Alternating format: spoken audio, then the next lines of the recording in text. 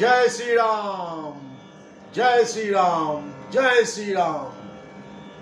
যাক, অনেক চেষ্টা চরিত্রর পরে শ্রীরামচন্দ্র বাংলার বুকে একটা দিন পেল, রামনবমীর একটা দিন পেল।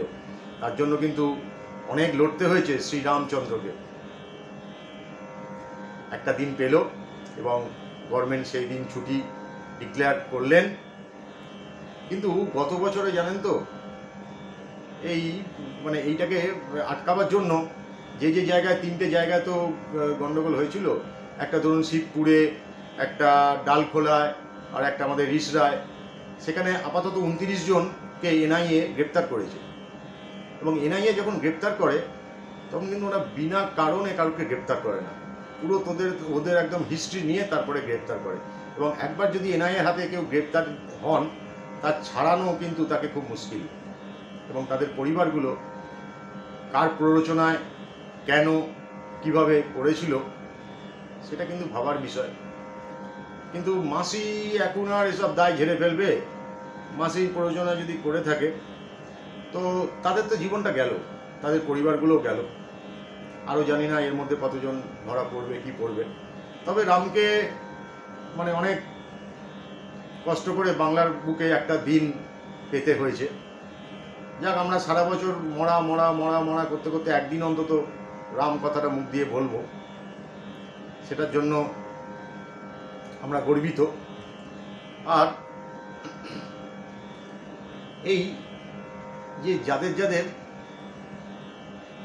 এনআইএ ধরলো, এর কোনো কিন্তু কোর্টে, আমাদের যে জেনারেল কোর্টে এর কোনো কেস হবে না, জানেন তো। এটা এনআইএ ধরা একটা সাংঘাতিক ব্যাপার। 29 জন ধরা পড়েছে। তার মধ্যে আরেকটা জিনিস,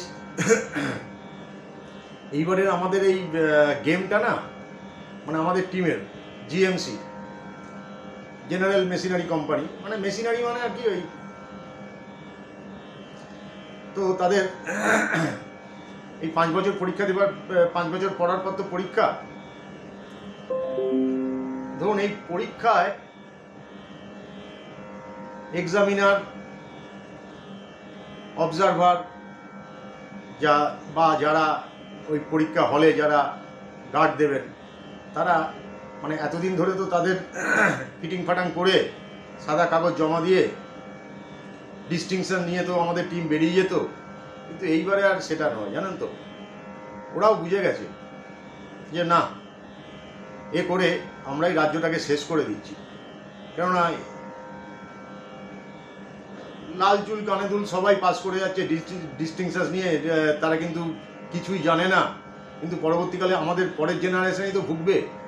কিন্তু তারাও এবারে ঠিক করে নিয়েছে, না, যা করেছি, আর আমরা এই পাপ কাজ করব না আমরা। এবং পুরো খাতা চেকিং হবে, যে যেরম লিখবে সে সেরম মার্কস পাবে, যে লিখবে না তাকে আর ওই গ্রেসও দেওয়া হবে না, পরীক্ষার হলে ঢিলেমিও দেওয়া হবে না। গার্ড স্ট্রং থাকবে, অবজারভার স্ট্রং থাকবে, এবং যে এক্সামিনার যে খাতা চেক করবে সেও একদম স্ট্রং, নীতি মেনে। তাতেই আমাদের খুব মুশকিল। যাক, আমরাও এটা মেনে নিয়েছি। আমরা তো এতদিন তো চললাম, ধরুন আমাদের তো যাবার দিন চলে এলো, কিন্তু আমাদের পরের জেনারেশান যেন ঠিকঠাকভাবে নিজের পায়ে দাঁড়ায়, এইটাই তো দরকার না। ধরুন এই বাল্মীকি তো আগে দস্যু রত্নাকর ছিল, এবং তাকে যখন বলা হলো যে তুমি যে এত পাপ করছো, মানুষ মারছো, এ করছো, লুঠোতরাজ করছো, তাহলে তোমার যে এই পাপটা তুমি কেন করছো? বললো, কেন, আমার পরিবারের জন্য আমি করছি। বলছে, কিন্তু এই পরিবারের জন্য তুমি যে অন্ন জোগাড় করতে এগুলো করছো, কিন্তু পরিবার কি তোমার এই পাপের ভাগ নেবে? বলছে, হ্যাঁ, নিশ্চয়ই নেবে, আমি যাদের জন্য করছি তারাই নেবে। বলছে, তুমি যাও তো, তুমি বাড়িতে তোমার পুত্র কন্যা তোমার স্ত্রীকে জিজ্ঞেস করো তো। তখন সে জিজ্ঞেস করলো, সে তো আপনারাও জানেন, কেউ বললো, না না না না, আমরা তোমার কোনো পাপের ভাগিদার হতে চাই না, আমরা কোনো পাপের ভারও নেব না। তখন রত্নাকর ভাবলেন যে সত্যি আমি তাহলে কার জন্য করছি?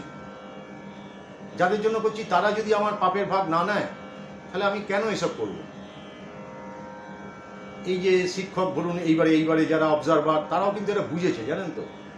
আমরাও বুঝেছি, আমাদেরই তো টিম, আমরাও বুঝেছি যে এ আমাদের পাপের ভাগিদার কিন্তু কেউ হবে না, যা পাপ সব আমারই হবে। এবং আমাকে পরবর্তীকালে ওই গরম কড়ার মধ্যে তেল ঢেলে আমাকে পুরো একদম সেই যেমন আমরা আগে ফিশ ফ্রাই দিয়ে অনশন করতাম, এই আমাদের টিমের যারা করতো সেরকম ফিশ ফ্রাইয়ের মতো করে আমাদের ওই গরম তেলের কড়াইতে আমাদের ওরকম ফ্রাই করা হবে। সুতরাং আমরা আর এইসব কাজের দিকে নেই, আর আমরা এইখান থেকে সরে এসেছি। সুতরাং আগামী দিনে যেটা হবে সেটা ভালো হবে, ভালো ছাড়া কিছু খারাপ হবে না। রাম একটা দিন পেল, সেই দিনটাতে আমরা সারা বছর মরা করে একদিন অন্তত রাম বলবো, যে জয় শ্রীরাম, জয় শ্রীরাম, জয় শ্রীরাম। ভালো থাকবেন, আবার সামনের দিন দেখা হবে।